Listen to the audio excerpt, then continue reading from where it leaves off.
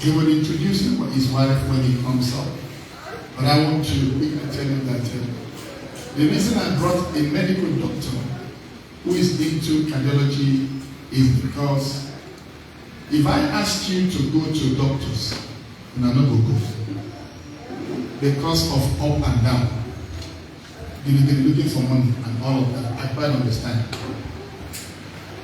And then, if I ask you again to come here, let me, do exercise with you. You know how it takes me, what it takes me to get you to come. That's why I do exercise even on Sunday service. I do that on Sunday service. We wear tracksuits. Because I don't want anybody to die young. I told him this today in the office. I said, we have been preaching, but people are still sick and dying. Yes or no? In the church, yes or no?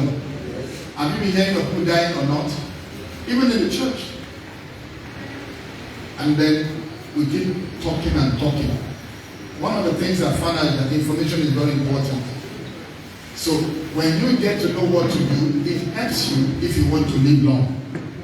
So that's why I brought a professional who will be able to tell us about the heart and what to do to take care of it. Those of you that used to say, my heart is doing this, my chest is palpitating. They will tell you what could be done to solve that problem and then what causes it.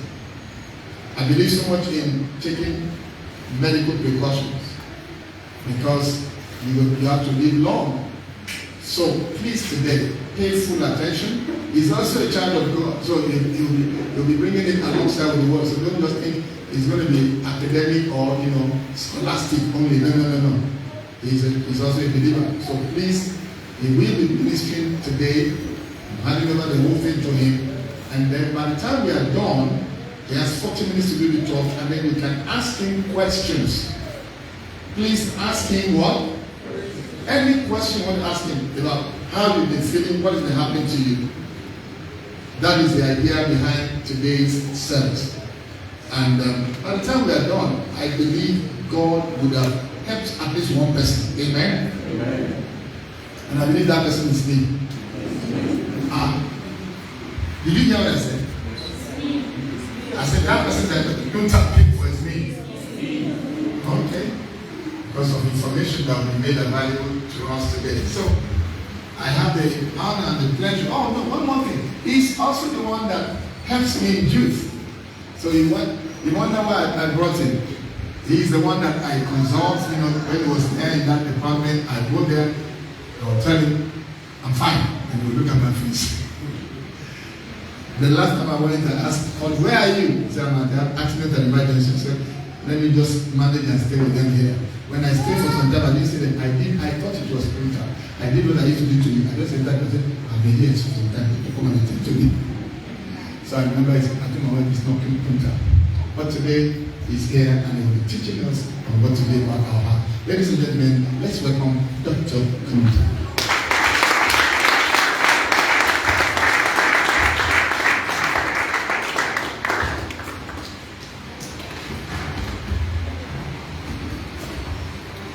Thank you very much, sir, for this elaborate introduction. I'm really delighted to be here. I have 40 minutes and I will try to keep my time. So, like I said earlier, I'm really delighted to be in your midst to talk about the heart. Yesterday,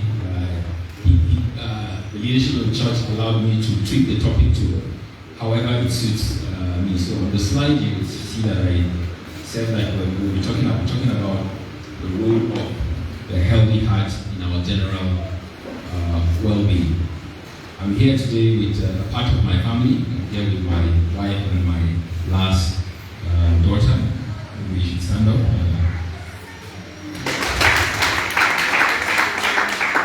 She's Nancy full-time.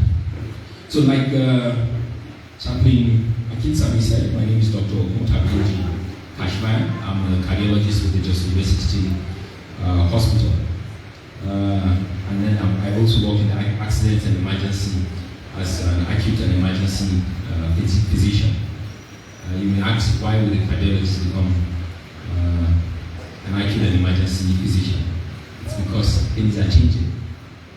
We see a lot of people snoring and dying. We see a lot of people coming into the hospital with emergencies. And why are we having all these things? Because prevention is low. We don't prevent things. And I can tell you from facts that having worked in the accident and emergency for over a year, 70% of people who we see every day come because of cardiovascular related issues, that's heart related issues. So we are usually happy when we have the opportunity to speak to people here.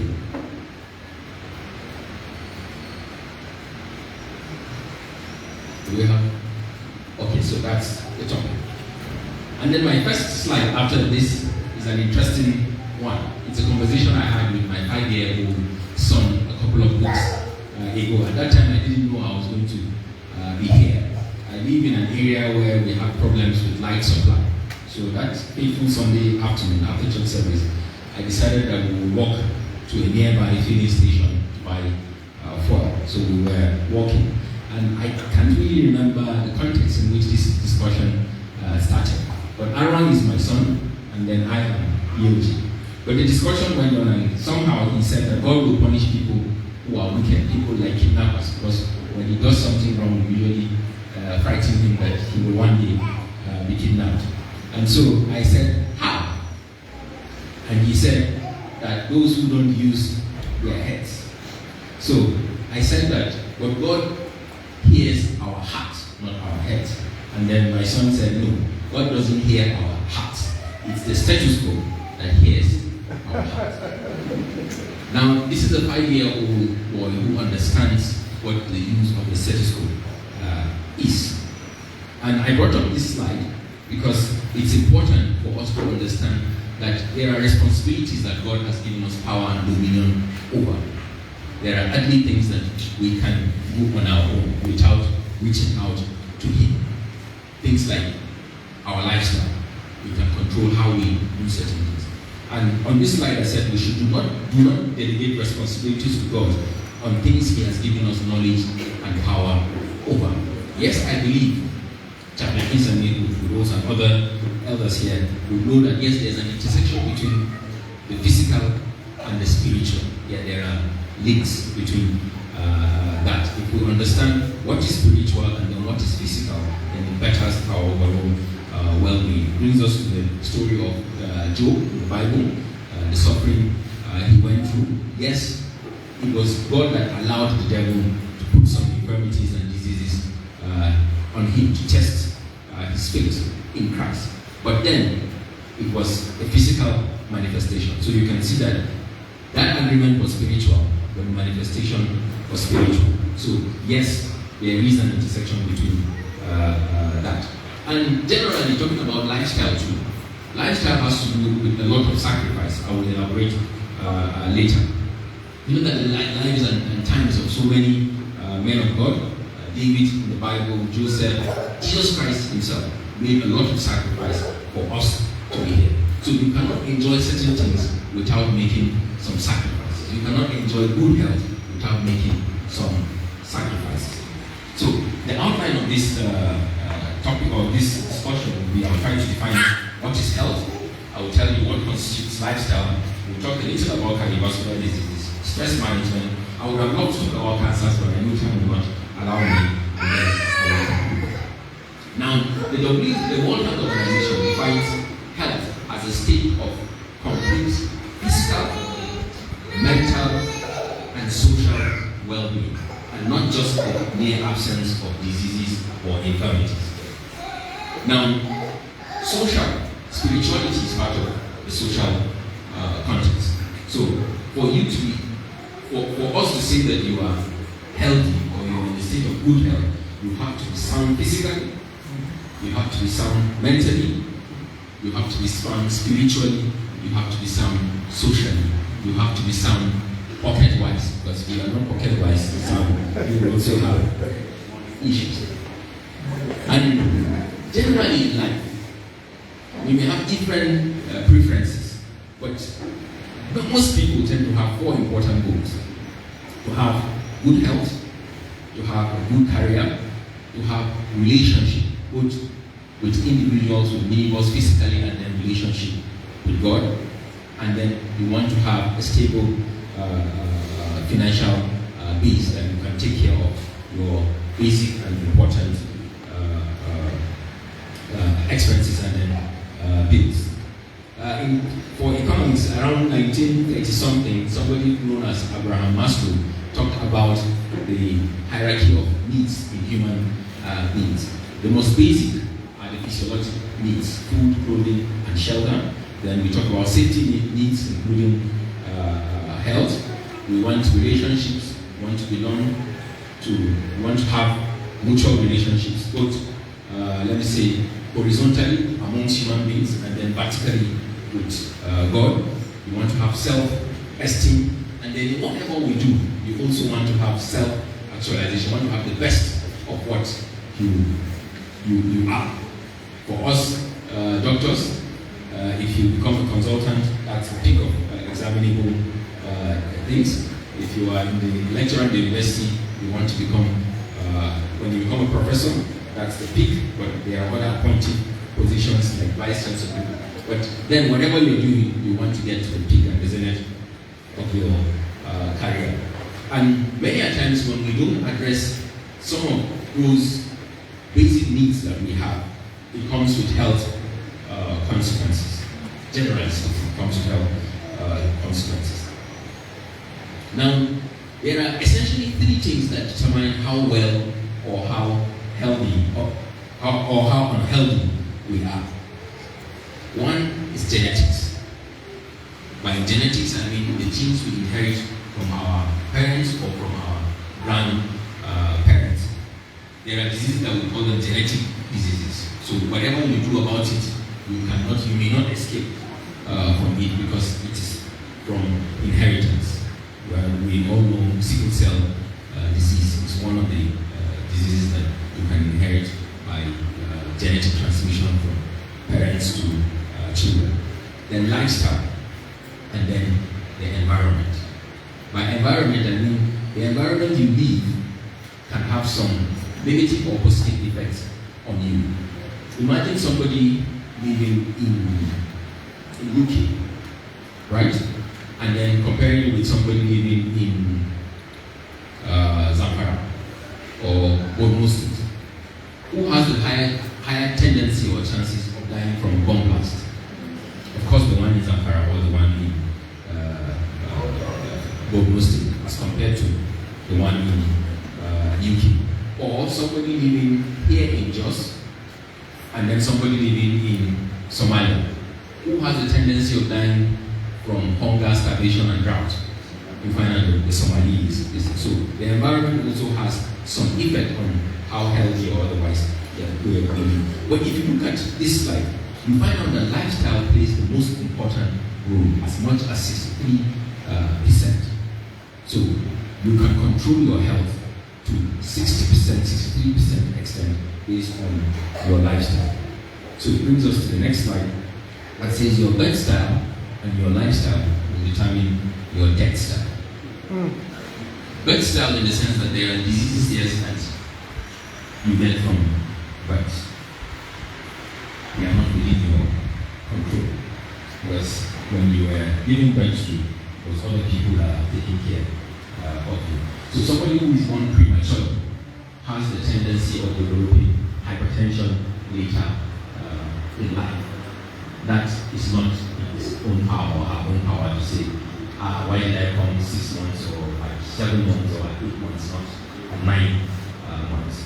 But then, lifestyle, you can see the cycle is bigger than the one of the birth style. So, lifestyle plays an important role.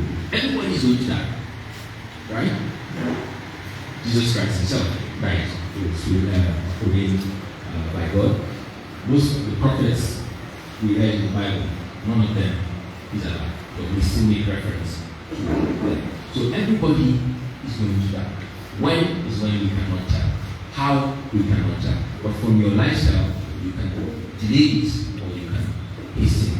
You can choose to die in your 40s, right? With stroke, hypertension, heart attack, sudden cardiac death, or you can choose to die in your 90s or in 100 plus in your sleep as an old person. So it's all dependent on our lifestyle. So what is this lifestyle? It's essentially our way of living. What are our interests? What are our opinions? What are our behaviors? What are the things we eat? How do we relate with people? How do we exert our energy and our preferences? So essentially, it's just that's what lifestyle is all about. What we do.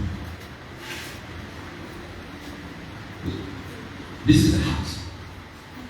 And if I say that the heart is the most important organ in the body, we usually have this joke in the medical profession. The neurologist will say no, the brain is the most important organ.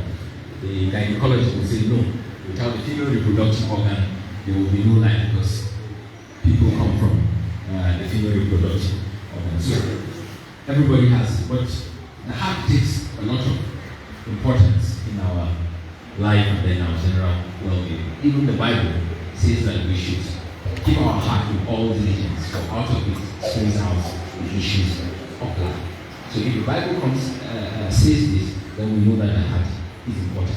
Even in our day-to-day conversations, we make reference to the heart of the matter, the heart and soul of the events, right? Love is dictated by a heart, my sweetheart, my heart. Somebody can have a large heart with his, like we see somebody is large-hearted depending on how he interacts or she interacts with individuals or people. So the heart is an important organ. And then any disease that affects the heart is known as cardiovascular disease. And if you understand what the heart does, then you understand that cardiovascular disease then can affect every part of the body, from the crown of your head to the sole of your feet. Because the heart essentially pumps blood to all the organs of the body. So the blood gets to your head, the blood gets to your feet. So any disease that will affect your heart will mean that sufficient blood will not get to your brain, or sufficient blood will not get to your lower limbs. So diseases like hypertension, diseases like diabetes, right, are all forms of cardiovascular diseases. Stroke, which is a disease that affects the brain, is a cardiovascular disease.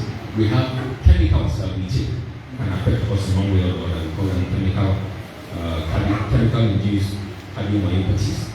Infections too, something as little as catarrh, the flu, can affect our hearts. Stress can cause stress-induced heart problems, right? Can cause severe diseases, and then there are certain diseases that we inherit that we can't do anything about.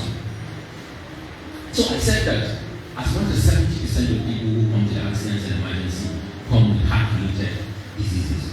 Why is that? Why is it that there's a rising prevalence or incidence of cardiovascular disease? It boils down to evolution of the human being. If you look at this image now, technology is good, but technology is not helping us. Computers are here to ease functions, but as they ease function, they make us to sit for long hours, and when you get less active, you tend to have issues of heart problems, issues of posture. I'll show you a slide later. So before the advent of technology, most people were either farmers or hunters. If you look at the evolution of man, you see the first image on the left, on your left. That's a hunter. Hunters will have to move around, if not they lose find food. Then we came to the agricultural era. Then gradually mechanization and then computerization is making us more and more lazy. Next slide. Now, if you relate that to the evolution of the economy, you'll find out that when we were moving around, our shapes and sizes were better. But with technology, most of us are obese. I'm happy that I've not seen any obese individual in the congregation. Now, this is the Koma people in Taraba or Adamawa State. animal state. Yes. Studies have been done amongst them, and the occurrence of cardiovascular disease is almost non-existent in these people. But you can see that they are practically naked. They still move with leaves and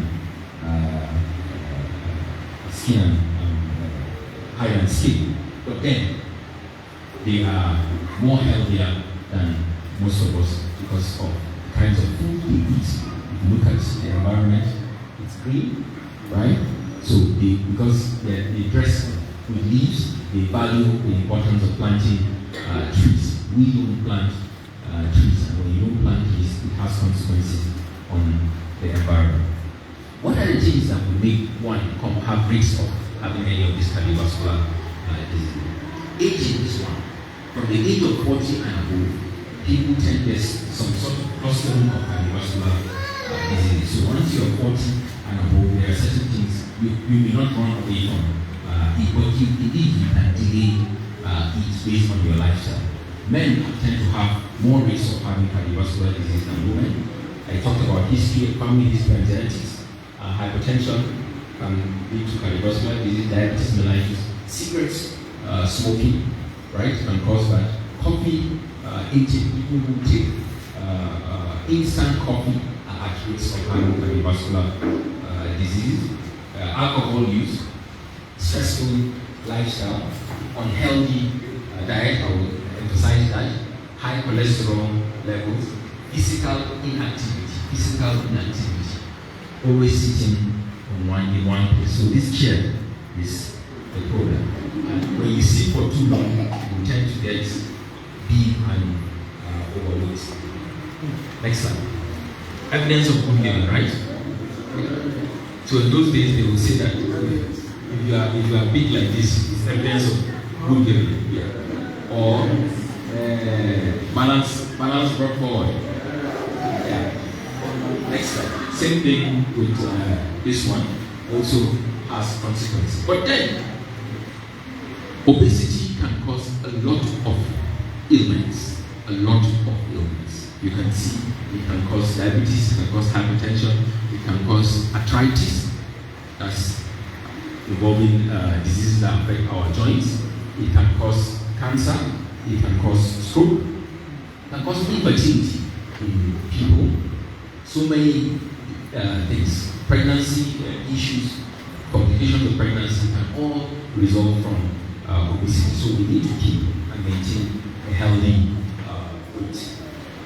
We have different shapes and sizes, right? So you may find out that somebody is short, right? And then on the big side. You may find somebody who is very tall, right? Slim, but still has issues, cardiovascular issues, compared to that person who is short and then stout.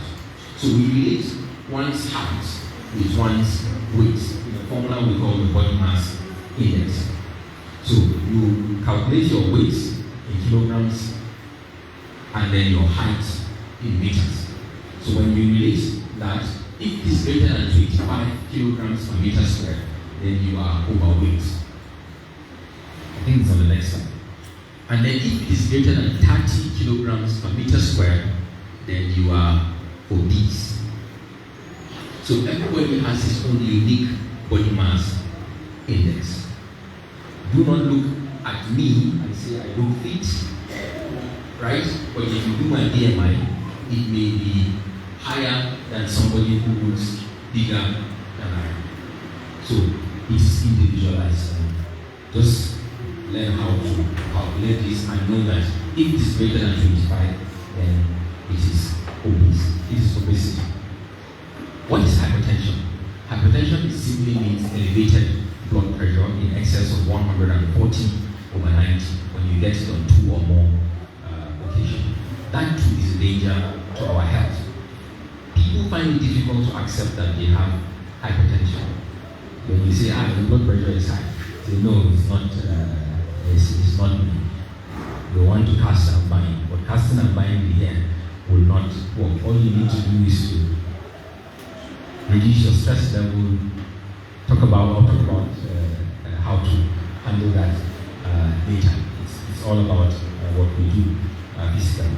Hypertension can cause quite a number of things. It can cause heart failure, it can cause sudden cardiac death, it can cause heart attack, it can cause kidney diseases, it can cause a lot of issues. Another cardiovascular disease I want to talk about, I see there are quite a number of parents here and children, is what we call rheumatic heart disease. The essence, what is rheumatic heart disease? It simply means a heart disease that comes after a sore throat infection caused by a bacteria, as Streptococcus species bacteria. So, the bacteria, the Streptococcus bacteria, has similar molecular structure with the valves of the heart. Now, when you have an infection, the body produces soldiers, what we call white blood cells, that attack the bacteria or the virus or the fungus or whatever is causing the disease. But because the molecular structure of the bacteria causing the sore throat is similar to the valves of the heart, your body soldiers mistakenly attack the valves of the heart, causing heart disease. So we encourage parents that do not take lightly any sore throat in children and teenagers. Please. Every painful sore throat must be treated with antibiotics. If that is not done, 5, 10 years, 15, sometimes 20 years down the line, you find young people in their 20s coming down with heart disease. Why? They had sore throat that was not properly treated. So please parents, sore throat, fever, joint pain or swelling, don't take it lightly. Let us treat it properly. Sometimes our issues are self-induced. The chemicals we take, people who indulge in taking alcohol can directly damage the heart. Taking of alcohol too causes nutritional deficiencies. There are some vitamins or nutrients in the body that alcohol rapidly consumes, and if that is consumed, it also affects your one's heart. So what we do, what we eat, can affect our hearts. I'll talk about diabetes a little. Diabetes essentially is, we know it as elevated glucose or sugar levels in the blood. How does that occur? There is an organ called the pancreas in the human body that produces what we call insulin. So when you eat food, we eat food to get energy, right? And then when we eat that food, our body converts that food to what we call glucose. But the body is unable to use that glucose unless and except if the insulin converts it to usable energy. So in diabetes, one has either problems that the pancreas does not produce the insulin. So you eat food, you have glucose, but it's unusable glucose because there is no insulin completely to convert the glucose to usable energy. Or in some people, they produce the insulin. The pancreas produces the insulin, but let me say the insulin is fake insulin. So insulin that does not work.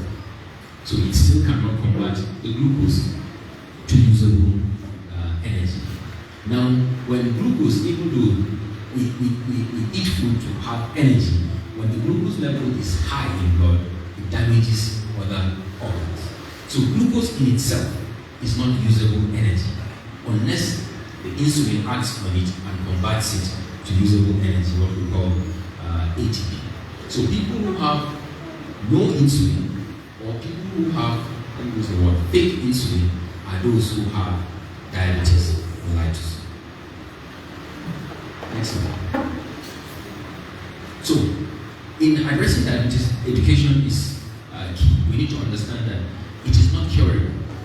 Diabetes mellitus is not curable. It can only be managed, right? And management can be from one, it starts with what we eat. So there are foods that are rich in glucose. The carbohydrates are rich in glucose. So what you can do is to reduce your glucose intake. That's one alternative. The other alternative is, okay, if I have no insulin completely, then what we need to do is to give you synthetic insulin. So you have to be injecting yourself with insulin so that glucose will be converted to energy. Or if it is fake insulin that you have, are there drugs that we can give you to convert that fake insulin to good insulin? So these are the things we can do. Reduce the energy intake, give supplemental insulin, or give drugs that will help better insulin function in the body. Next slide. Diabetes affects practically every organ of the body. Just like hypertension, from the head, it can cause stroke, it can cause so many things. But we have found out that people are losing their legs, their limbs, because of diabetes mellitus. So to prevent the tendency that one will lose his or her feet, we advise that people who are diabetics should wash their feet regularly. When they are cutting their nails, don't use razor blades. Use a nail cutter. Because any injury on a diabetic, the healing process is very, very slow. So you can have a small cut if you're a diabetic, and it will take several months, 4, 5, 6 months before a small cut would heal. And you know, if there's an opening, there's risk for infection, and when there's infection, a lot of other things come in. So cut your nails with a nail cutter. Every day, use a mirror to look at the sole of your feet, because diabetes again also numbs some parts of the body. So you can even have an injury without knowing. So you may have a cut and you will not know because the nerves have been damaged by the high sugar levels, and by the time you are realizing it's too far. So even diabetes, when you want to take your bath, don't use your hand to test the warmth or coldness of the water, because the feet and then the palms are the first to be affected in terms of nerve damage. So we encourage diabetics to use their elbow to check the water, because the water can be 100% degrees centigrade boiling, and then the diabetic can put his or her hand inside and will not feel any pain because the nerves are numb. And when you put your hand, your body in 100 degrees or 80 degrees, it burns. So another issue. So diabetics, when you are trying to know whether the water is hot or cold, use your elbow, because that part hardly, the nerves there are hardly damaged, right? So before you wear your shoes, ensure there are no sharp objects inside. So every time before you wear it, try to check that there is nothing inside so that you don't cut your feet, right? When you're buying shoes, it's better to buy shoes either in the morning or in the afternoon, because by the time you're buying it in the evening, for everybody, not just the legs are slightly swollen in the evening hours. So if you go to buy your shoes, you buy it in the evening, when you wear it the following day, you find out that there's some space inside. And we want diabetics to have shoes that are adequately fitting. The more space inside, the more tendency that you can stumble and then fall. Now, what are the things that diabetics should not do? Don't walk on barefoot. Fear of cuts, right? Avoid smoking, because smoking will damage blood circulation. Avoid touching hot surfaces. I said no water, you can use your elbow. Wear shoes, avoid shoes that are high heels or have pointed tips, because it tightens your toes and then one is at risk of injuries. Why would you avoid open shoes and sandals?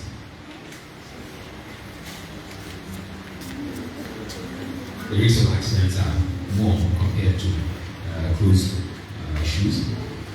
We are here in just can be sometimes very cold, and some people will want to just sit close to the fire when the weather is too cold. Diabetics should avoid that because they can get burns without them knowing. Right? So let's go to the next slide. Sometimes we find ourselves in this kind of condition. Right? You're stressed, you are tired, created. The phones have helped us in creating more stress for ourselves. So, stress is really something that is causing a lot of damage to our health without us knowing. And stress essentially results when we perceive that we have a threat, or when we perceive that we are unable to cope with certain obligations that we have, then stress sets in. So what my stress level is may be different, or what I perceive as stress may be different from what my brother here will perceive as stress. But stress, just know that it's just a response that is a response of our body to the demands made by it. That stress can be financial, that stress can be physical, it can be mental, it can come in various forms. And like I said, what I perceive as stress and the ability to cope with it varies from one individual to another. What are these things that can cause stress? They could be external or they could be internal. The environment in which we live in can cause stress. So if we live in an environment that is noisy, it's a source of stress. If you live in an environment where the security situation is poor, kidnapping can cause stress. I remember a patient of mine who was kidnapped in his house, and he developed what we call post-traumatic stress disorder, and has been unable to go back to that house because each time he goes back to the house, the flashback comes in and he's unable to. So stress can come in different forms. It can even be from our workplace.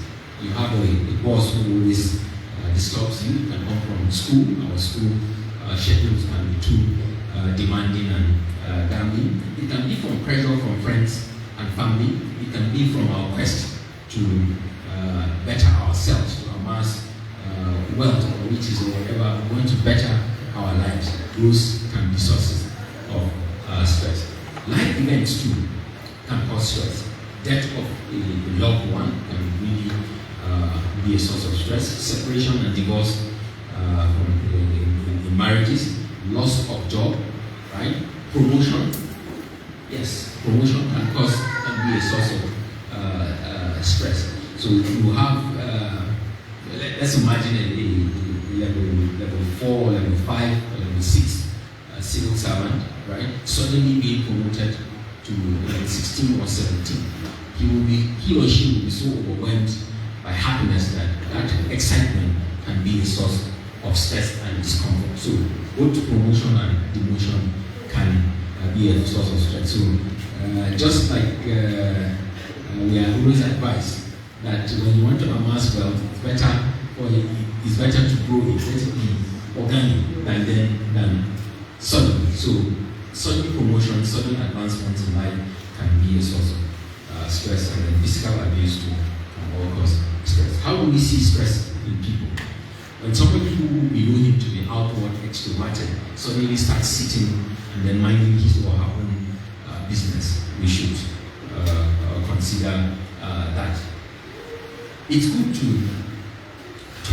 recline to calmness alone. Sometimes solitude is good, but when it is persistent, then it's beyond your just desire to just rest or calm down. So when somebody who's extroverted starts sitting all by himself, ignores people, easily irritable, somebody who likes being in the company of people, eating with people, all of a sudden wants to do things alone, we should consider that as we point out towards stress. How we dress, right? Somebody who is really well dressed and well behaved, all of a sudden dresses anyhow, enters his room or her room scattered, do things disorganized. They are all pointers towards stress. To be able to overcome stress, we need to set priorities. Multitasking, people may say it's good, but it's a real source of stress. So let's not try to do 2 or 3 things all at a time. Let's set priorities, one thing at a time. We are humans. We strive to be perfect, but don't insist that you have to be perfect. Don't feel that you have to do everything perfectly, correctly, well. Give yourself some slack sometimes, right? Do not spend the whole day on computers, laptops, and then phones. It is a serious source of stress, particularly in the night. We have transformed our bedrooms, which is meant for sleeping and then for sex for married couples, to an area where we watch TV, play with our phones, and so it takes a lot of time. It impedes the quality of our sleep, right? For the working class, try not to take your jobs home. When you close from work, just keep it there. Next slide. Next. We all have desires to grow, right? But let us pursue achievable goals. They are important. You need to know things that you can achieve and then things that will be difficult for you. This is not to say that you don't aspire to be great. No. But pursue achievable goals. Let's go back. If you look at this slide, there's a zebra and then a lion. Now, if you take away the machine, the power bike is a power bike, the lion will definitely catch the zebra, right? But with the power bike, do you think the lion will catch the zebra? Certainly not. So let us pursue achievable goals that we know we can achieve. And even in trying to pursue achievable goals, we should be cautious. Let us take calculated risks. There's a piece of cheese on that trap. The mouse really wants to eat the cheese. But the mouse knows that if he goes like this, the trap can get him. So he wears a helmet. So that even if he gets trapped, the helmet can give him some level of pressure. So as much as we are taking those things, let's take calculated risks. Next slide. Now, I love this. I don't know where I got it, but I think it's very neat. That maybe the best thing ever is to trust in time, especially when time says no. So you want to do something, but the time is saying no. Maybe it's God saying no. So let's not take disappointments to be something that is a death sentence. Disappointments are teachers. Disappointments are important experiences that we have. Somebody would say that good decisions are made by experience, right? But the experience is also got from bad decisions. So when time says no, just accept it and then re-strategize and move forward. That will help us in reducing stress. Our diet is important. What we eat. It's important to know that what we eat really affects us. So we advise that take lots of fruits and vegetables, except for people who are diabetics. If you are not diabetic, you can take any food, even if you want to take it in a bucket. We advise that you take lots of fruits. We encourage that 50 to 60% of your food should be raw. And when I say raw, I don't mean go and get raw maize and eat it. No, most of the fruits and then vegetables are raw. So if you are able to incorporate, say 50% of your food being raw, means that you're incorporating 50% of your food to be fruits and then vegetables. Let's avoid processed foods, right? So we're in a society of technology advancement. So refined foods are not good. Our Indomies, right? It's a carbohydrate, but it's better you take something with the whole grain. It's better you take maize. It's better you take cassava. It's better you take gari. However, it's better, right? Than the semovita, because the semo is also processed, right? Our meat intake, we should be wary of the kinds of meat we eat. Red meat is generally not good, but that's not to say you will avoid it. No. Once in a while, you can eat red meat. And many times people mix up what red meat is. Red meat is any meat that comes from an animal that has 4 legs. So once an animal has 4 legs, it is red meat. So I am from Hampshire. There we eat lots of dogs. So dogs are constitute red meat. Goat, sheep, cattle, whatever you think of, pork is all red meat. For our sources of proteins, it's better to eat poultry products and fish, or plant-based proteins. Granules, cashew nuts, beans, they are all good sources of protein. Now for the chicken, I said poultry products, so chicken, turkey, they are all protein products. But their skin has a lot of oil. Yeah. So when you're going to eat chicken, peel off the skin. So the question is, are you peeling off the skin before cooking or after cooking? It's good to peel off the skin before cooking, because if you cook it, the oil drops into the food and you have done nothing.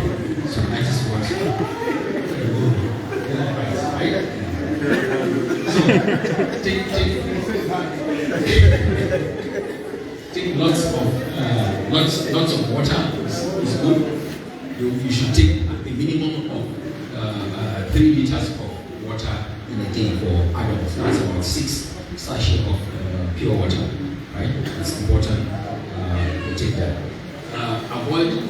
You shouldn't avoid salt, but you can reduce salt. So if you remember the 3 S, sugar, salt, and soda. By soda I mean carbonated drinks. So our malt, our Coke, our Fanta, all these bottled drinks, they are all soda. Or if you are 40 and above, you should avoid soda, right? Let's allow it for those who are 40 and below. But for salt, your body needs some salt, but let's cut down salt in our foods. Some many times when we tell people to cut down salt, they tend to reduce the salt, but then they add Maggi and Royco and other things. That's equals nothing, because those ones are also rich in salt. Next slide. In Jos, we have lots of such places. This is in Lagos. Vegetables are not very common. They are, but they are not as fresh as here in Jos, because in Jos you can go walk to a farm and then get it. So we encourage that people should take lots of fruits and vegetables, right? I've talked about that. So talking about cutting down fats and oils, even the Bible, right, says in the book of Leviticus that we should burn all fats. So Leviticus, that's how many thousand years ago? They appreciated the fact that fats are not good. How much more now? So cutting down fats, we need to try to, the mode of cooking our foods is important. If you have a piece of yam, the options are different. You can roast it, right, and eat it with oil, so it's still oil.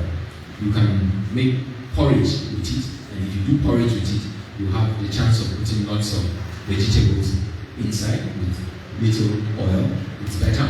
You can boil it and eat it with some egg sauce or oil, right? You can grill it, right? You can fry it. So, which one is the best form of cooking? Pounding too. Roasting. Yeah. So you will find out that frying is the worst. Let me use the worst, because you are dipping it in the oil. So any food that you will cook by dipping in the oil, that food should not be a regular food. It should be eaten once or maximum twice in a week, because you are almost taking in oil, right? Now, when we fry oil repeatedly, we see there is good oil and then bad oil, right? The good oil are the vegetable oil, the soya oil that we have, and then the bad oil is any oil that when you keep, it condenses after a while. That is bad oil. But even the good oil, when we repeatedly fry it, we change it to the bad oil, it becomes a trans fat. Now, how many of us here would fry chips, prepare chips, and then when you fry the chips, you pour the oil?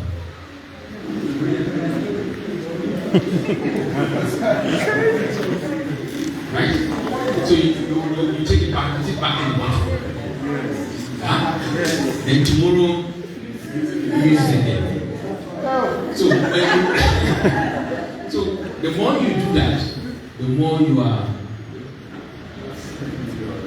making it bad oil. Now, how many of us have the financial wherewithal to say, okay, I like fried foods, so I'll be eating fried foods every day, but I'll ensure that the oil I use is good oil. So if I fry once, I'll pour the oil. How many of us have that? Yeah. So the best strategy is to say that I will eat fried foods maybe once in a week, so that even though the oil is bad, you are not taking the oil that frequently. For economic reasons, we should reduce frying of foods. Right? The next slide still talks about diet, because diet is important. It says that changing from diet that is high in sugar and fat to a low sugar and fat diet may be initially difficult and really unpleasant, because the sweet foods are the bad ones. The ones that I mean, if you want to compare red meat, beef, and one broiler chicken, this thing, the red meat is better to the mouth, it tastes better, but then it's not as good, it's not as healthy as the chicken.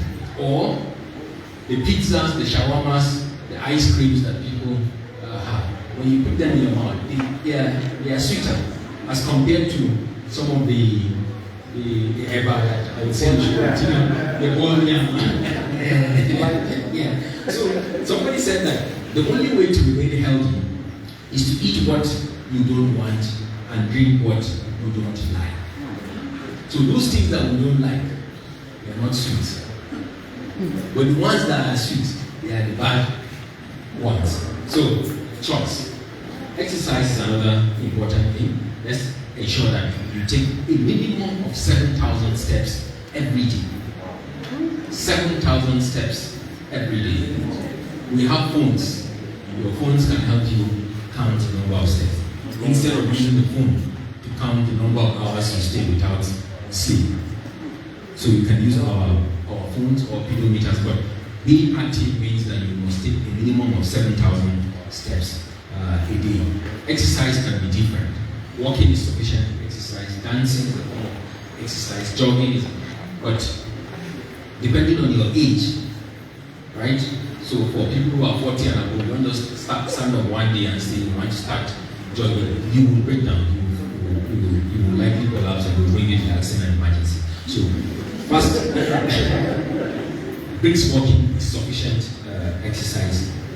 Again, exercise has several benefits to the heart. It strengthens your heart, it increases your stamina, reduces cholesterol, reduces the risk of hypertension and diabetes. And then during exercise, there are hormones that we call endorphins. They are happy hormones that you release and then you get better. If you look at this posture, it's because of the phone. We are becoming apes gradually because we dwell more on phone. So exercise can help us in correcting this structure. Sleep. Sleep is another important component of lifestyle. Let's ensure that you have a minimum of 7 to 8 hours of sleep every day. The bedroom, like I said earlier, is meant for sleep and then sex. No light, no TV, no phones. Don't take heavy fluid before 8 p.m. because if you take lots of fluid at night, you wake up, you're eating frequently and then it obstructs your sleep. No heavy exercise at least 2 hours before sleep, right? Don't get hooked up to medicines that will help you to sleep. If the room is quiet, it's dark, and then the temperature is slightly low, to help you to sleep a lot. For married couples, next slide, I just want to say that sex is another form of exercise, and studies have shown that having sex up to 3 times per week reduces the risk of fatal heart attack as compared to those who have sex just not frequently. Then let us also plan for uneventual issues, right? There are certain things that, despite lifestyle, despite being living a healthy life you can have on sudden and unwanted events. So we should let you all have health insurance policies, right? Join the National Health Insurance scheme or the state health insurance scheme or whatever health insurance, because we are humans. Someday, somehow, we will fall ill. When you have insurance, it reduces out-of-pocket expenditure. Public places should have first aid boxes, right, for prevention of for first aid treatment, right? Things like fire extinguishers, we should all have them in our homes. They are important. And then we should all, for the working class, have a life insurance, because things on certain unexpected and certain things, deaths can also occur despite living a healthy life. My take-home message would be that we should, when we wake up in the morning, let's try to have commune with our Creator through spiritual session, prayer sessions.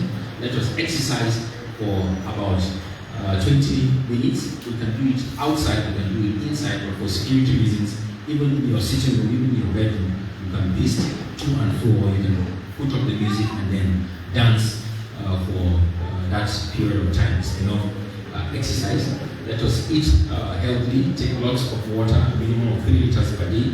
Let's take very balanced diet. Let us engage in acts of gratitude, right? A heart that's full of gratitude is likely to have more blessings. Let's have at least 7 hours of sleep. For those of us who are on the big side, let's try to reduce weight to normal. If you remember the formula for the body mass index, your weight divided by the square of your height, and then let us pursue our work-related purpose and passion. This slide is just about being thankful. The lady in green is trying to say that if I had known, if only I had the figure of the lady in red, while the lady in red is saying if only I had the diamonds the lady in green is having, while the gentleman in black is saying if only I had his money, making reference to the man in Oxford, while the man in Oxford is saying if only I had his wife. So you can, it's difficult to be 100% perfect. It's difficult to have everything. So let's learn to be grateful for what we have. And then happiness starts with you, not with your relationships, not with your job, not with your money, but indeed with you. Thank you very much.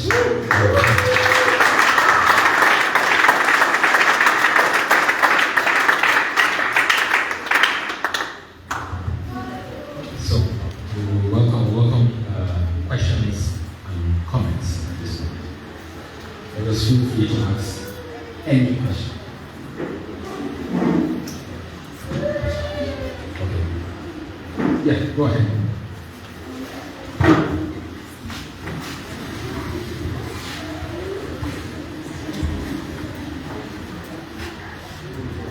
Sorry, sir. What can I do when my heart is over panting? Boom, like this. Sometimes I see I'm holding it with my hand. It's pumping too much.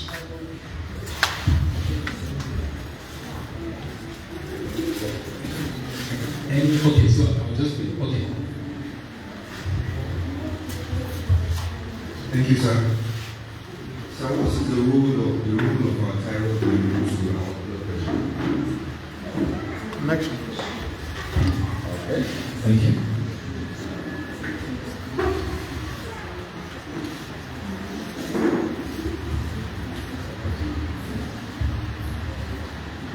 Mine is when you squat and then you try to get up and you feel dizzy.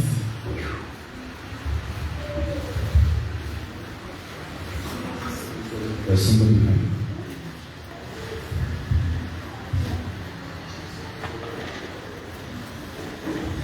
Thank you so much for the presentation. I want to ask a common question. Is egg cholesterol based? Thank you. Thank you. And which part, if at all it's not, which part do you advise us to eat? The egg whites only? Thank you. Or nothing at all? Thank you, sir. Beautiful question.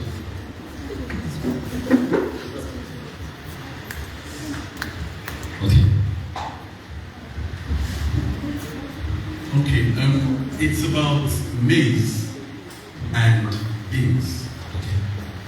Some time ago, we were told that maize was actually protein and not carbohydrates. So I want to know, and then some other time we heard beans was actually carbohydrate. So we get this confusion every now and then. Please, could you help us?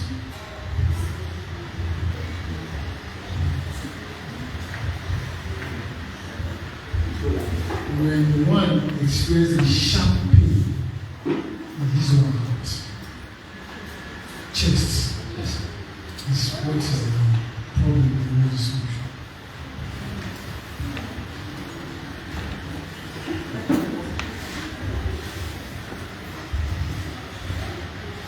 While sleeping, I observe these days, when you face up, you snore. Why? Number two, when I sleep on my left hand, on my left side, I doesn't go sleep easily. But when I turn to the right, I go up immediately. Why? Okay, let me respond to this batch. Okay, fine, just go ahead. The question is, what are the signs of a good heart?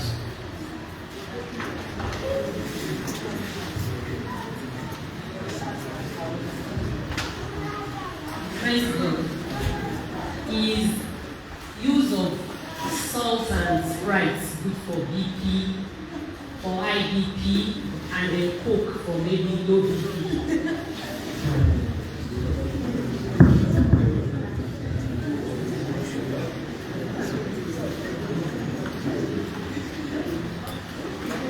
You said Coke and salt. No. You said salt and Sprite for high BP. Then Coke for low BP.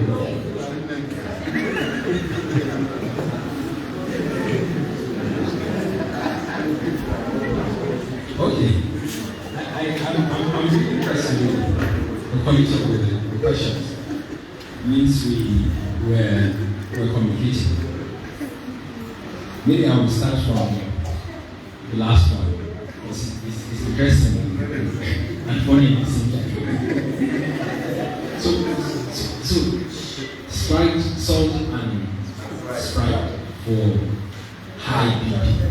I was thinking you would say Zobo being used for treatment of high BP, because truly there are scientific evidences that there are some ingredients in Zobo that helps in reducing blood pressure. To some, I think the cardiologist that did the study, he was on air sometime, and he said the blood pressure reduced by as much as 5 milliliters per mercury. So 5 is good, but imagine if somebody's blood pressure is 150, the upper one 150. So if you increase it by 5, then it comes back to 145. 145 is still on the high side. So these remedies do not replace your medications and then other lifestyle options. My question to the answer is no. Sprite and salt is not used for treating high BP. As a matter of fact, that combination will jack up the blood pressure. We say reduce salt intake. That's because salt has a way of pulling water in your body. And imagine a tube, a pipe, right? If there's more water going in, the pressure is higher. Yeah, so salt will pull more water into that blood channels, and then your blood pressure will go up. So no. But then that combination can be used for treating low blood pressure. Right? Yeah. Because again, when your blood pressure goes low, right, we want the blood pressure to go up. But what is low blood pressure? Right? Low blood pressure is when the upper value of the blood pressure, what we call the systolic blood pressure, goes below 90, or the lower value goes below 60. Right? But what causes it is equally important, because a heart disease can cause low blood pressure. And then if it's a heart disease that is causing low blood pressure, and then you take this combination of salt and Sprite, or salt and Coke, or I know the combination, what they're trying to do is ORS, the salt sugar solution. So if it's because of a heart disease that your blood pressure goes down, and then you take that combination, you're worsening the condition. But if it is the blood pressure goes down because maybe you are vomiting or you've been passing loose stools, and then you take that combination, then it's an excellent form of tempo. So it depends on what is causing the blood pressure. Also, so the other one, Coke, and then low blood pressure. Now, it still boils down to what is causing low blood pressure. If it's a diarrheal disease, that's somebody passing loose stool or vomiting, any fluid that you take would help in jacking up the blood pressure. That's why if you go to the hospital, somebody is passing loose stools, the first thing that they do is they put fluid, either normal saline or whatever solution. So taking Coke, taking water, taking kunu, taking any fluid when your blood pressure is low, as a result of passing of loose stools or diarrheal disease, is good treatment. Right? Okay. The next question, signs of good health. Yeah. So there are several ways you can know whether your heart is good. First, you are likely to be asymptomatic, that you don't have any symptom. That's a possibility. Two is after running your normal annual checks, you do an ECG, you do an echo, that's a scan of the heart, right? You check your cholesterol, you check your sugar, you check your uric acid, and then you don't have any issue. You are likely to have a good heart.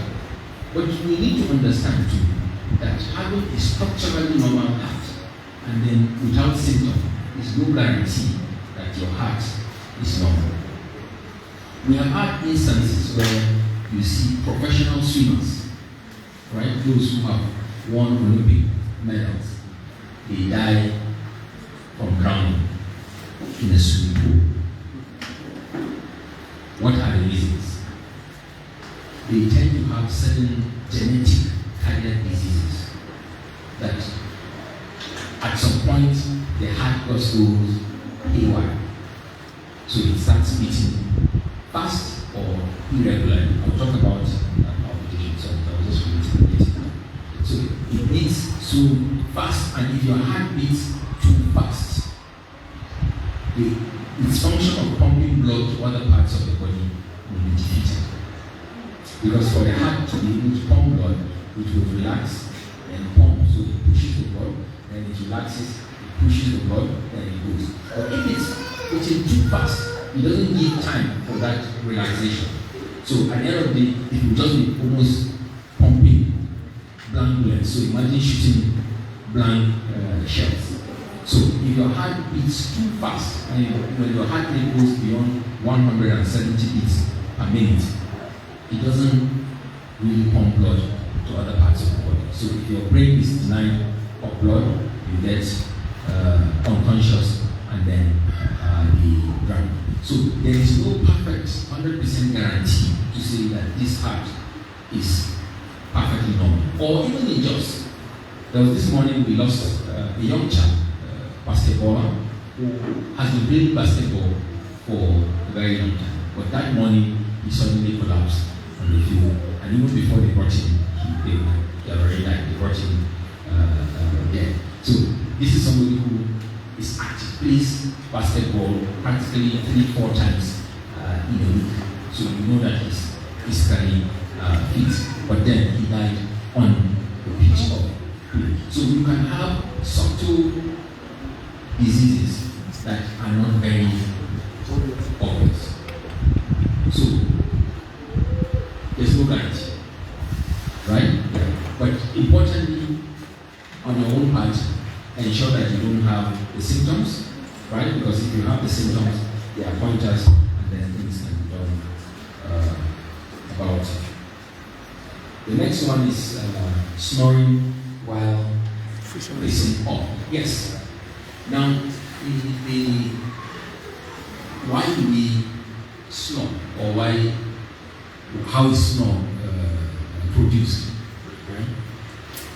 When you are breathing in air, it goes through the airways to the lungs, right? And your airways are supposed to be open all the time. So any narrowing of the airway will produce a sound. Some people who are asthmatic, if they are breathing, they hear whistling sound, right? That's because there's narrowing of the smaller airways that are closer to the lungs. For snoring, it's the bigger airways.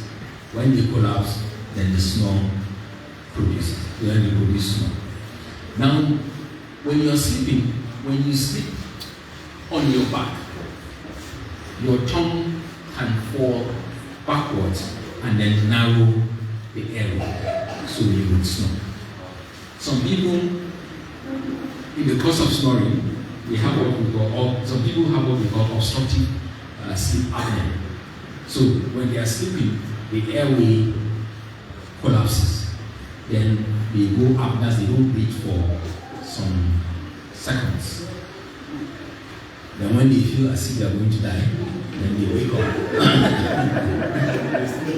Yeah, so they breathe again, when they go back, it continues like this. Yeah. So it's because of the narrowing of the air. So when you sleep facing up, your tongue can collapse and you can have problems breathing. As compared to when you sleep to the left side, even if it collapses, it doesn't completely obstruct the airway. Sleeping position, I think that has to do with preference.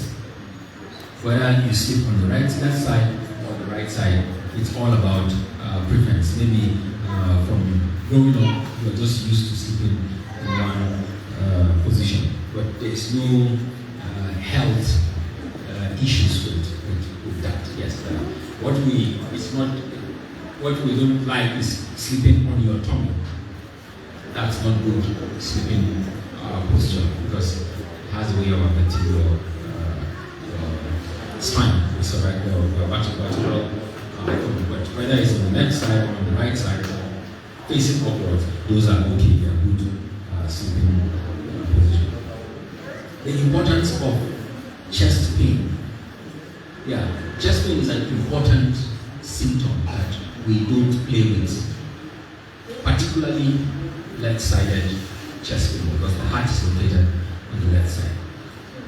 It's not all chest pain that is pain from the heart, right? Chest pain can be from the breast. It can be from the muscles there.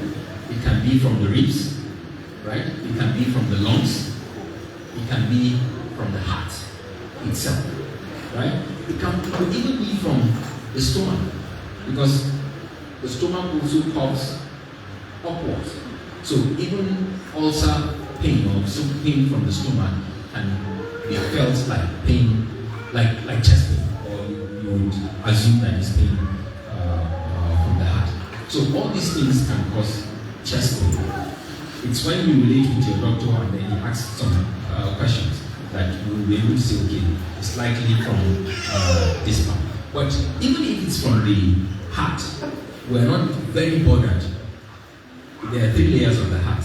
There's the outer pericardium, there's the inner myocardium, there's the middle myocardium, and then the inner endocardium. The one we are most scared of is the one from the middle muscular wall. That one is the one that can just knock out somebody within minutes. So chest pain is important. In fact, Is it in the chest pain? Is it more when you are active, when you are walking, or when you are angry, or when you are happy? Then it's likely a pointer that is from the heart. Does it move to, say, your neck, your shoulder, right? It's likely pain from the heart, right? Can you point to where it is, or when you press that place, do you feel the pain? If no, then it's likely from the heart. But if yes, then it's not likely from the heart. So those things can help you at your own level to say likely from the heart or not from the heart. But then, all chest pain, try and see a doctor. You need a minimum of an ECG. An ECG is 1,500 naira in G. So that's that about chest pain. Maize versus beans. Maize is carbohydrate. Beans is protein. That is not to say that there are no carbohydrates components in beans, or there are no protein components in carbohydrate. But majority of the constituents is for maize is carbohydrate, and that is glucose, as compared to beans, which is protein that has more amino acids. Egg. Yeah, beautiful question. Egg is a fantastic, is a good source of protein, right? But the yellow part has high contents of low density lipoprotein, which is a bad cholesterol. So it depends on, everything is moderation. So moderation is key. Yeah. So I wouldn't say don't eat egg. I would say yes, eat eggs, but how much of eggs can you eat in a week? So for an adult, you can take 3 eggs in a week. There's no issue about that. But don't fry it, preferably boiled eggs. So if you want to eat every day, boiled eggs. Yeah. But you can eat it every day too. But if you're going to eat it every day, then you will not eat egg, the yolk. You only eat egg white. Because the egg white you can eat every day. And as a matter of fact, you can eat just the egg white on every meal. So you can eat egg white breakfast, egg white lunch, egg white dinner. But without the yolk, as the yellow part. So when they boil it for you, remove the yellow part. If there are kids around, give them to eat. Dizziness and squatting. Yeah, so I'll talk about dizziness generally, not just related to squatting. Dizziness is an important symptom of the cardiovascular system, right? And when somebody feels dizzy, there are 2 possibilities.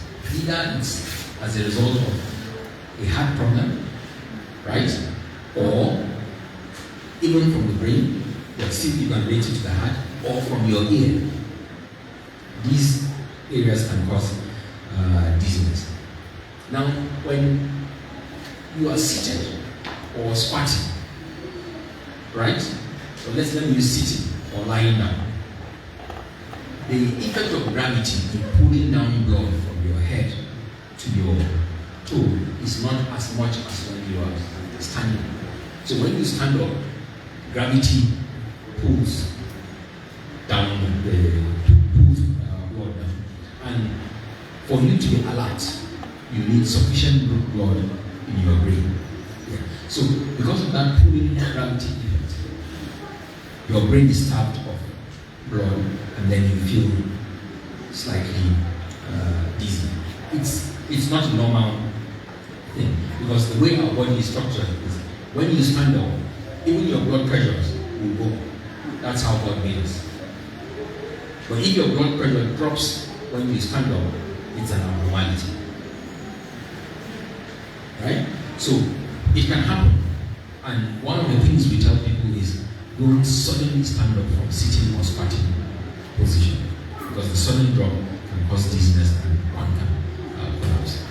It may be an ear disease, because the ear, apart from hearing, also helps in controlling balance.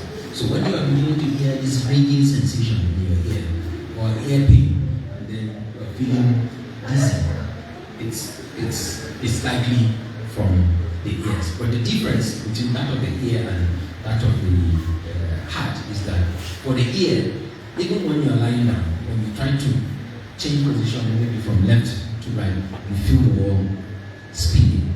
It's diagnostic, you know that it's likely from the ear. So, dizziness, yes. So, the take-home message on this dizziness message: when you are lying down, you want to get up from bed, sit at the edge of the bed, say a minute, stand up for a minute before you start walking. But when you suddenly jump up, you are likely going to have dizzy spells. The role of thyroid gland and blood pressure.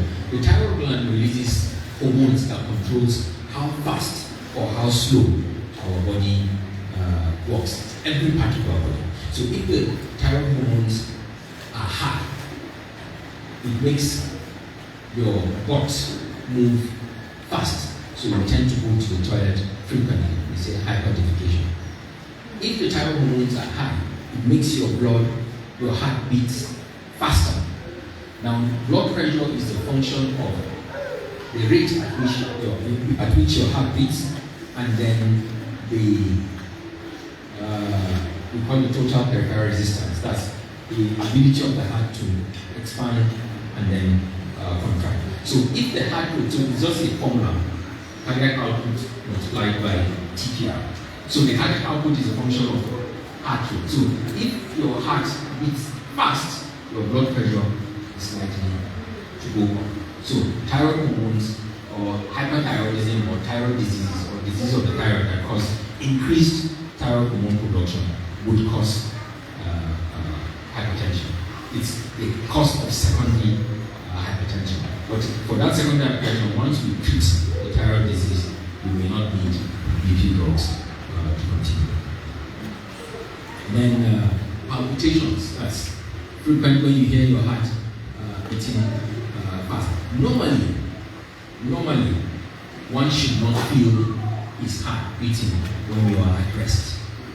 But when you pant, when you move fast or you run, you feel your heart beating fast. It's normal for that one. But you are seated like this and then you feel your heart beating fast. It is an abnormality and it's a sign of probably cardiac disease. Probably. Because there are also foods or certain other diseases that will cause your heart to beat fast. So people who are anxious, who have anxiety disorder, can have fast heartbeat. So that doesn't mean that they have cardiac disease, right? People who take coffee, a lot of coffee, right? Coffee will cause palpitations. That can happen. Or like I said, thyroid disease here. Because thyroid disease or thyroid hormones will make your heart beat fast, right? And then the heart problems that we have. I always make this illustration. There was a time I collected a loan facility to do one business, and then the business listing was, the time for the loan was fast approaching, and I didn't have money and I didn't know how to do it. So at that time, my system was structured in such a way that every 2 p.m. my heart would start beating fast, and I'll wake up and start thinking, how do I pay that money? So stress can cause fast heartbeat. Well, what do you do when you have a fast heartbeat? Now, is to try to calm yourself, because like I said earlier, when the heart beats too fast, in excess of 170, blood flow to vital organs is impaired. So what we can do is, you can take deep breaths in and out, right? It helps to calm you if it is as a result of stress, right? You take inhale and then exhale. If it is stress, it will help. If it is not stress, it will not help. But that's the first strategy to use. The second strategy you can use for women who are giving birth, you know how to bear down during labor, as if you're trying to push the baby, you can do that. We call it Valsalva maneuver. Or as if you want to pull. So bear down that you want to pull. It helps in slowing the heart rate, right? That's one. That's another strategy. The next strategy is if you put your hand in your neck, you will feel some pulsation. The carotid artery, right? It has some nerves that if you stimulate it by rubbing it, it slows your heart rate. So if you take deep breaths in and out, no relief. You bear down, no relief. You can do carotid massage. So you try to locate the carotid artery when you massage. Don't do two at the same time. No, because if you press the two, blood flow to the head, to the brain, will be impaired. So one at a time, you massage it, right?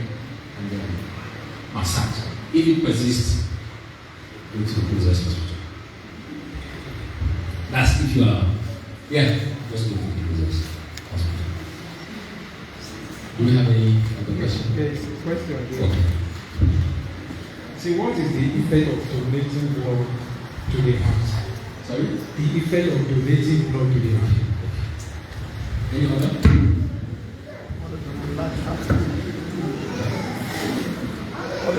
An enlarged heart.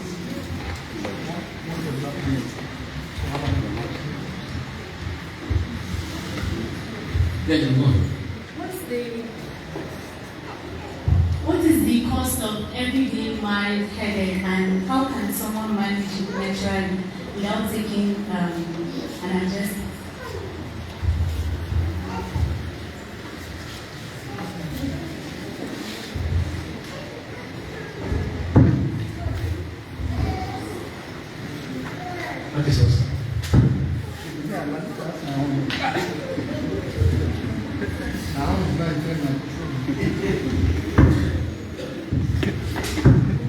Okay.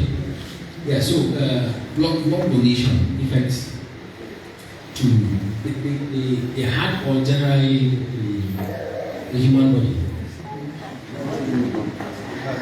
Just the heart? That is the question they gave you. It's not from me. Okay, it's not from you. Okay, all right.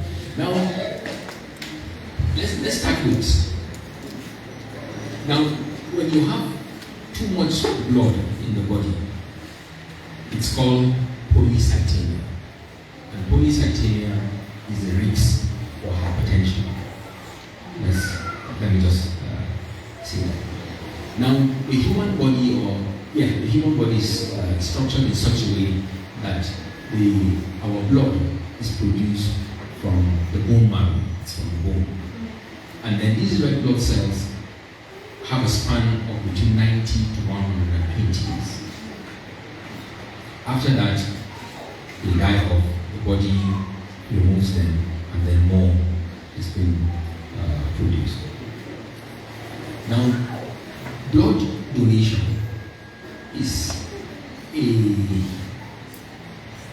can be life-saving, right? Not to the person donating, but to another person, but can also have beneficial effects to the person donating.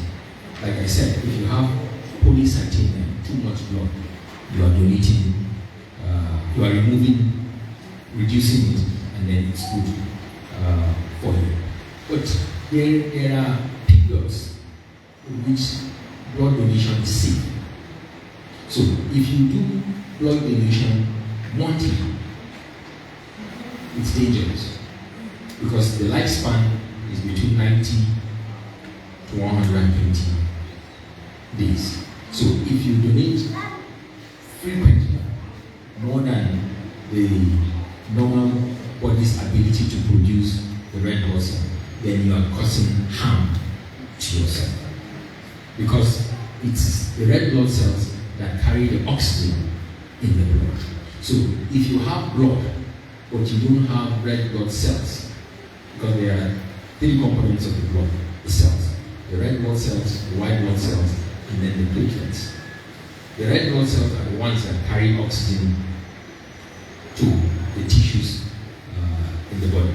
So if the red blood cells are not there to carry blood to oxygen to the various tissues of the body, then you will still feel unwell, you feel weak, and that's why people who have low blood levels get tired easily, what we call easy fatigability, right? So there's no definite answer to say whether it is good or it is bad, but it depends on the reasons why you are transfusing, right? So yes, transfusion is good because whether you donate or you don't donate, right, the lifespan after 3 months, the red blood cells are gone, so you are saving a life.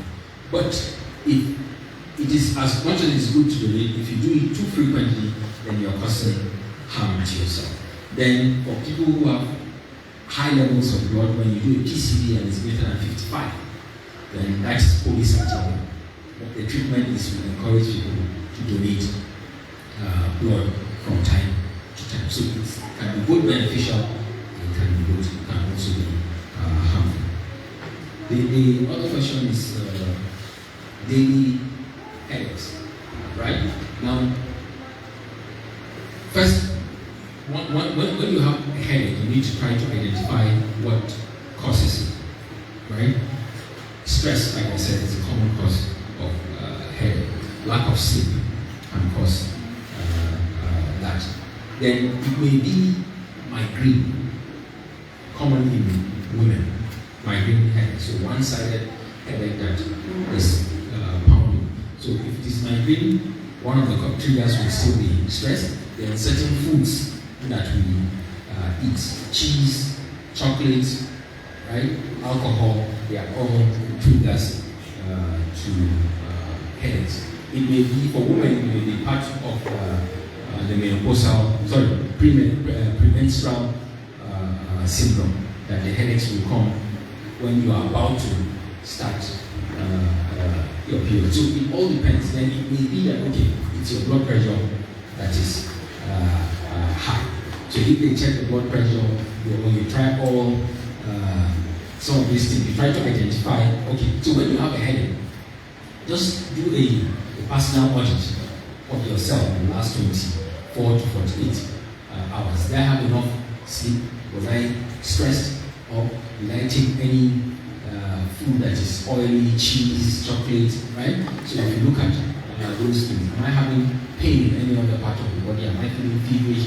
All these things. If you do this audit, you may have an idea of what is causing it. If it persists, then you will always advise see the doctor.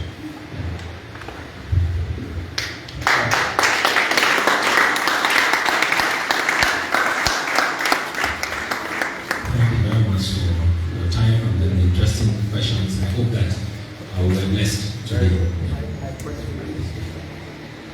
Okay. Enlarged heart. Yeah. So, what causes an enlarged heart? Several things.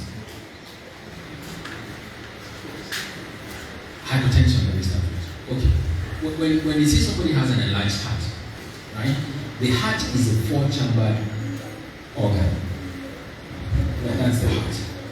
It is a 4-chambered organ with walls. And then there are 4 chambers inside. So the enlargement can be, okay, it's the walls that are thickened. But then the cavity or the chamber inside are normal. The chambers are normal. Right? It may be that, okay, it's the chambers that are bigger, but then the walls are normal. Or it may be that both the chambers and then the walls are all enlarged. Now let's start with just thickness or thickening of the wall. The commonest cause of this thickened walls of the heart is hypertension. Exercise can also cause thickened walls. There's what we call athlete's heart. So it's a thickened walls on the left side of the heart due to vigorous exercise. So as much as exercise is good, it can also cause thickening of the heart. Why? And then even the hypertension. Why? Let me start with the hypertension. If you have elevated blood pressure, right? What it means, we have a pointer. What it means is that if you look at the red tube that connects this heart,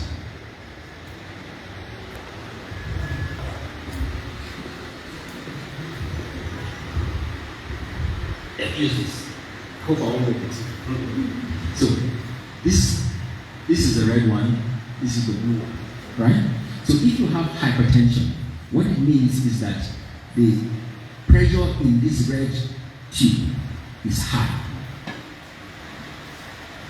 Now, the heart functions to pump blood to other parts of the body through either the red tube or the blue tube. So if you have hypertension, the pressure there is high. It means that for the heart to be able to pump blood, it has to exert a force that is greater than the blood pressure in the tube. Imagine you're trying to go out through this door, right? And then there's somebody pushing the door while you're trying to open it. The person pushing the door is the blood pressure, the elevated blood pressure. While you trying to open the door is the normal heart trying to pump blood to other parts of the body. So if you have hypertension, the heart needs to do extra work to push blood out. And then the walls are made up of muscles. And anywhere in the body where there are muscles, if they do extra work, they get weak. That's why you see bodybuilders, weightlifters, you do weights, you do gym, are on the weak side, they are muscular. So people who do gym, who do exercise, weightlifting, they get, so if the heart does extra work because of the elevated blood pressure, it's a form of exercise. And because it has muscles, the muscles get weak. So that's why hypertension is possible. Exercise is same. During exercise, vigorous exercise, your heart beats faster. So it does more work than normal. Because if you are sitting, your heart rate will be between 60 to 100 beats per minute. That's normal. But when you're exercising, it can go to 120, it can go to 110, it can go to 130. That's beyond normal. So imagine you exercising 3, 4, 5 hours a day. That means your heart is beating at that rate in a day. So it gets big. So that's why hypertension and athlete's heart or vigorous exercise will cause enlarged thickening. Now for the chambers, right? Several things can cause it. Let's go back to what I talked about, sore throat damaging the valves of the heart. So the valves ensure that blood flows in one direction. So the valves are like doors in the heart. You have 4 of them. So any disease that will damage the valve can cause problems. So imagine this is the door. Let's use this door.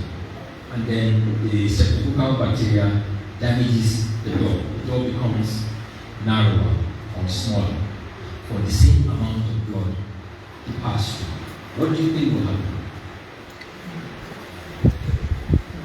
So the blood will not be passing. And that the blood is not passing doesn't mean that more blood is not coming. So there will be a ballooning effect. So rheumatic valvular heart disease can cause that. Right? Then a flu, catarrh, I mentioned it, can cause an enlarged heart because it damages the walls, they get weak, and then they expand, what we call myocarditis, or some of the chemicals that we take, alcohol. So several things can cause an enlargement of the heart. Some of them may just be hereditary. We inherited. So several things can cause it, but the most important thing is ability to diagnose what is causing it and then being able to handle the cause. Essentially, I hope I answered your questions. Yes.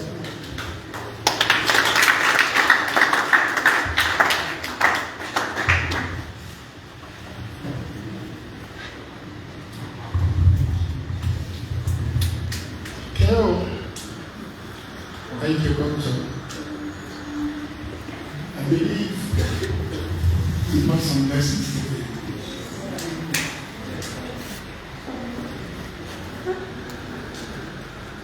My mother prays this prayer for me every time. You will not fall down suddenly. I don't know why she was always praying that prayer. Dizziness and all of that. Now, you had time to ask questions. Are you okay with that? It's one thing to ask questions, get the answers. It's another thing to do what? Make what? Adjustments.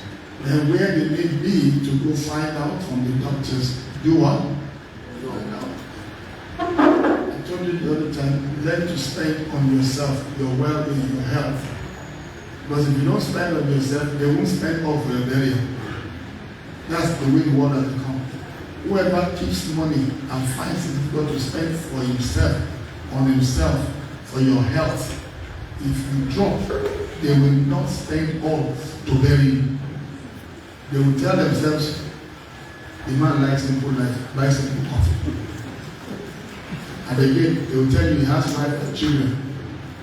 So just do minimal and let him go. So why not take care of yourself while you are still breathing? We've done plenty preaching, but still, look at all the questions you're asking. They were all here. So that's why prevention is cheaper. Not just better, it's cheaper. So I pray that your health, like the apostle prayed, your spirit, your soul, your body be preserved in the name of Jesus. And then he also says, I pray above all things that thou mayest what? Prosper and be what? In health. It's one thing to look good, it's another thing to feel good. It's one thing to look good, it's another thing to feel good. And he said happiness begins with who? With him. So if you are waiting for me to make you happy, you are making a mistake. Please go back home today. The economy is tight. I know that situation everywhere is tough, yes. But we will go through it. And we'll come through it in the name of Jesus. Just take one step at a time. Don't let that one drag you from God. I know why I brought a medical doctor to teach on the Sunday service. I'm going to also bring someone that will talk about mental health. Because not everybody is normal inside church now. Oh yes, the situation is really making people to do things that are strange. So we'll have from a cardiologist, we'll also bring someone that will talk about mental health. And I pray that we will be able to benefit from these people in Jesus' name. The pastors have done their own. Let them bring in the professionals into the church. Since we have them as a believer, so why not use them to talk? He didn't cast out devil now. Most of the time it's not attack. But we end up, causing problem more for ourselves. And then we call it attack. So I pray that this information will benefit you and cause some changes in your lifestyle. It's just a lifestyle modification. The person talking to you is not an exemption. That's what I told you when you were talking about egg, I said it again. And then when I talk about exercise, I told him, I was wishing we talk about that because my boy likes exercise. He does a lot of exercise. I told him, I said, I studied exercise for 4 years in school. The fact that I have gray hair is the same brain I used to do young boy that is still here. Everything should be moderation. You had it from a specialist today. All of you that are here, Remy was also lifting weight before. Remy was big. But each time I tell you, he said, leave anybody where you don't know. So, if you think what we are telling you as adults, teenagers, youths, what we are telling you today is something that we are all tried. And we can tell you, this is it. You can't go beyond this point. So please, teenagers and youths, be careful the way you stress yourself. Maintain and establish your balance. Establish balance. Just told me of a young boy that slept and he didn't wake up. A youth couple that just finished 2 services. He just slept and he did not wake up. Some of you might know him in town here. It's a boy from Passion. One of my friends, Radish, I felt so bad. He just finished and got a job. And he slept the same anyway. So these are some of the tribes I want to, like he said, those of you that want to end the whole world salary, want to gain the whole world, take it easy. So when you're sleeping, you're, when you're sitting there alone, you're hearing yourself breathing. These are small things. That's what things are big. When you sit down, when you're hearing, something is not right. Exercise moderately and then apply this life modification that he talked about. I pray the Lord will help us in Jesus' name. Thank you, Dr. Kuntan, for this information. I think we are done for today.